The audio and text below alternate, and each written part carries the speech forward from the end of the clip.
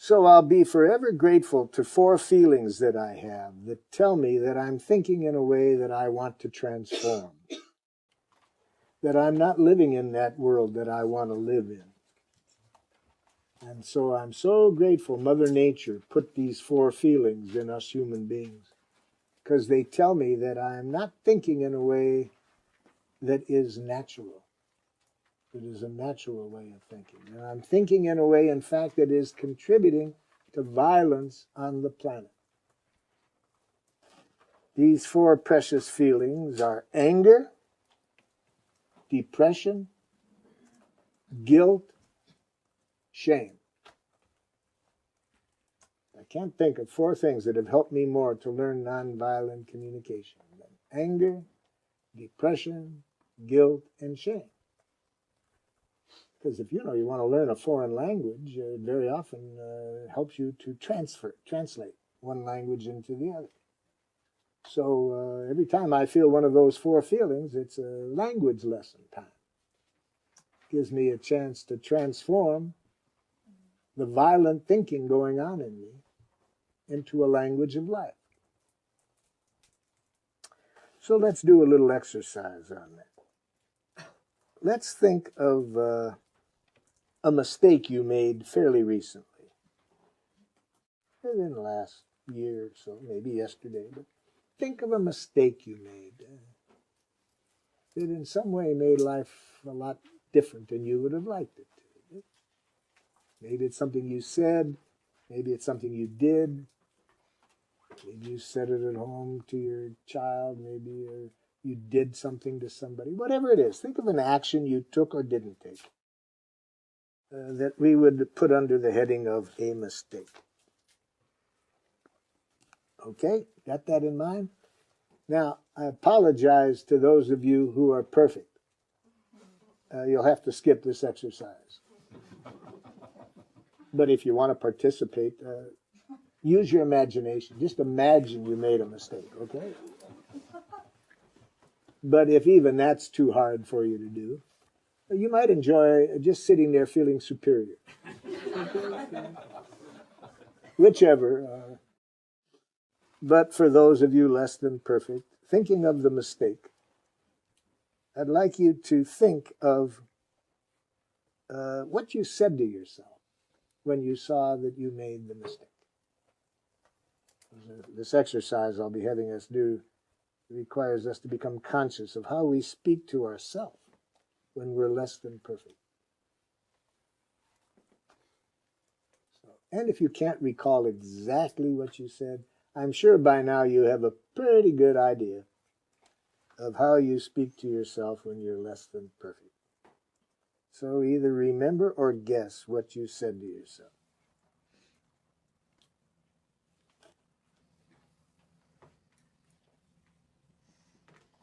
And let's hear a few of these so we see how you talk to yourself. Yeah. I can't stand it anymore. I can't stand it anymore.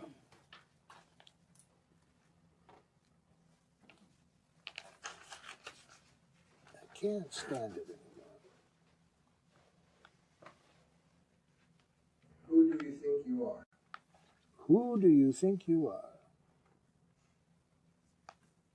When will I learn? When will I learn? Self-righteous. Self-righteous. I'm a genetic jackal. That's advanced MVC. I'm an, what kind? A jackal? Genetic. I'm a genetic jackal. And then what was the last part? That is advanced MVC. That's advanced MVC. Oh, I like that jackal. That's a... What's wrong with me? What's wrong with me? I assumed again. I assumed again. And is it accurate of me to predict that implicit in that is that's not a good thing? Because sometimes we abbreviate, we don't put the actual judgment in there. But we know from the phrase that I did this again, it means it's wrong, somehow. Why do I always do that? Why do I always do that? Questions also do that. They are another way of implying some kind of wrongness. Isn't that accurate? Why do I always do that? I'm a fake. I'm a fake. I should be more. I should be more of something. I found different rational reason why it happened as it. Pardon, I didn't hear. I find different rational reason. I analyze the situation. You analyze it. Oh, it's maybe because of that, and So you give yourself psychoanalysis. yeah. Yes. Yeah, I like that. I can always blame it on my parents. Whatever I do. I'm a dictator. I'm a And dictator. it doesn't help if I think that I'm a democratic dictator. I'm a dictator. This will put my promotion in danger. This will put my promotion in danger. About she is using me. She is using. You judge the other person for your mistake. Let me write that down.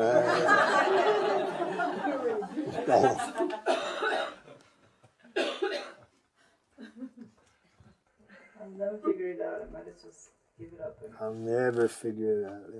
And what's the diagnosis behind that? I'm hopeless. Hopeless. I'm hopeless. I'm a hopeless case.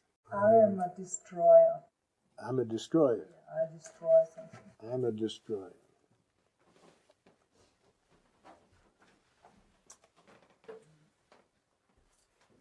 Okay, so now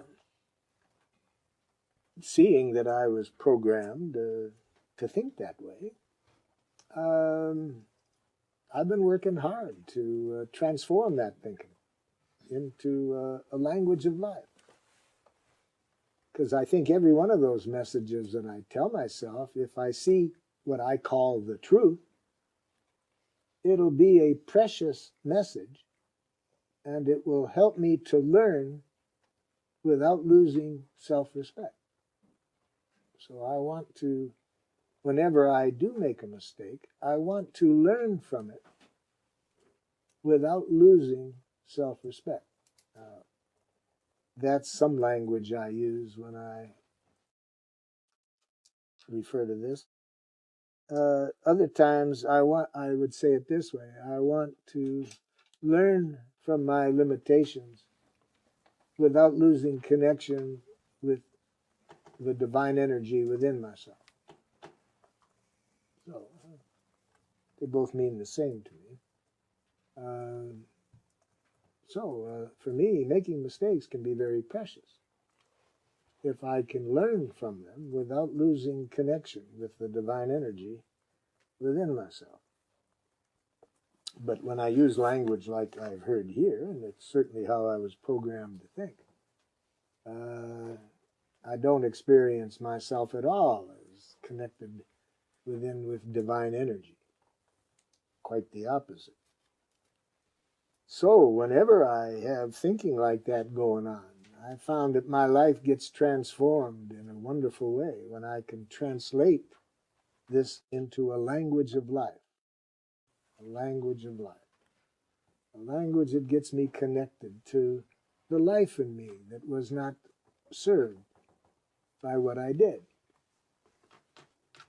And as I've said, more concretely,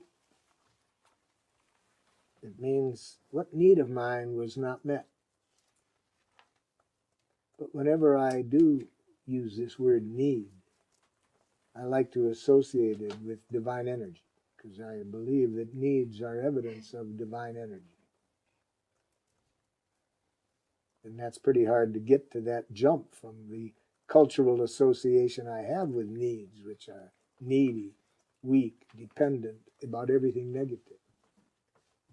But in fact, I think that it's the most precious thing I can get in touch with. The life energy within me. Whether we want to call it the life energy, the divine energy. The best word I've found for it that I can use in English is need. It can connect me with most people. So I'm going to recommend the following exercise, that you go into groups of 4, and for each person in this mistake, help them to say, how would they have expressed this to themselves in need language? What would they have said to themselves to help them to see the need of theirs that wasn't met in a way that would help them to stay conscious that this is divine energy, these needs? So how would that have been said, these messages, in that kind of language? How would we have said this to ourselves? Secondly, help the person empathize with the divine reasons they made the mistake. See, what we call a mistake simply means that it was the best way we knew how at that moment to serve this divine energy within ourselves. Or if you don't like that word divine energy, because you came out of very violent spiritual training, then to be conscious that what we call mistakes was the best way we knew how at that moment to meet a need of ours.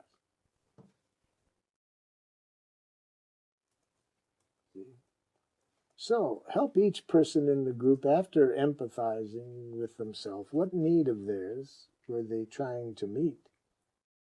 Or didn't get met, rather. What need of theirs didn't get met by the action we're calling a mistake?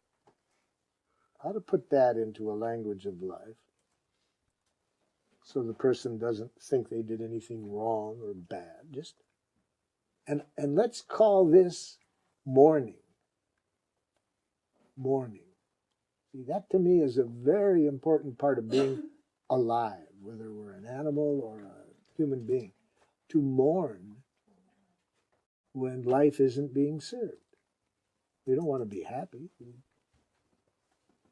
We felt happy when we weren't getting enough food, we'd starve to death. So we want to have some discomfort when a need isn't being met, but we want to do this in a natural way. That's what I call mourning. To see a need of ours was not met. Life wasn't served. So that was the first thing you'll help each person do. How would you have spoken to yourself to just be conscious of what need of yours wasn't met by doing this? And then after you've helped the person to mourn, help them to engage in self-forgiveness. See, in giraffe land, in the land of nonviolent communication, forgiveness and empathy are the same thing. Because when we empathize, there's nothing to forgive. See? Forgiveness implies this old game of, if you forgive, if you confess your evilness to a saintly person and they're saintly, they will forgive you. And no, not that game. Not that game. Empathy and forgiveness are the same thing. When we see that what a person does, somebody does something to us that doesn't meet our needs. When we see the good reason why they did it. Good reason defined, it was the best they knew how to meet their need at that moment. That's forgiveness. When we see that person did that for the same reason that every human being does everything they do. Everything that we human beings do is the best we know to do at that moment to meet our needs. So when we empathize with that, there are no bad guys. There are people who do things that don't meet our needs. Well, now here we're talking about ourselves. We did something that didn't meet our needs, but we don't want to see ourselves as something wrong with us for doing it. We want to see the good reason why we did it. Good reason defined as the best way we knew to meet a certain need.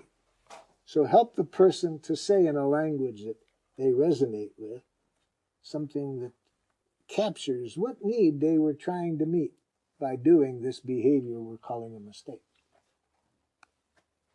Now, sometimes we will see that these two needs are the same.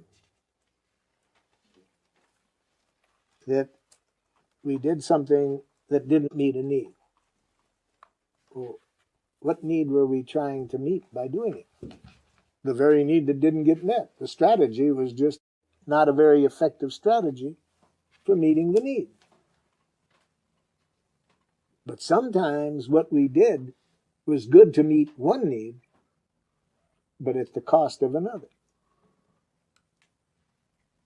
So for each person, help them to see what need they were trying to meet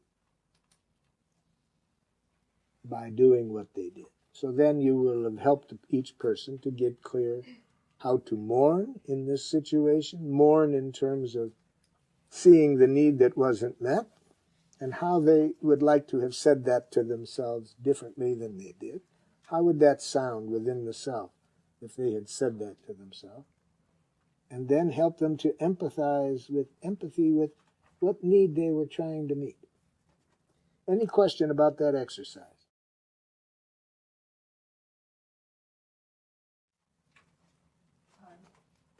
What time? Let's give each person about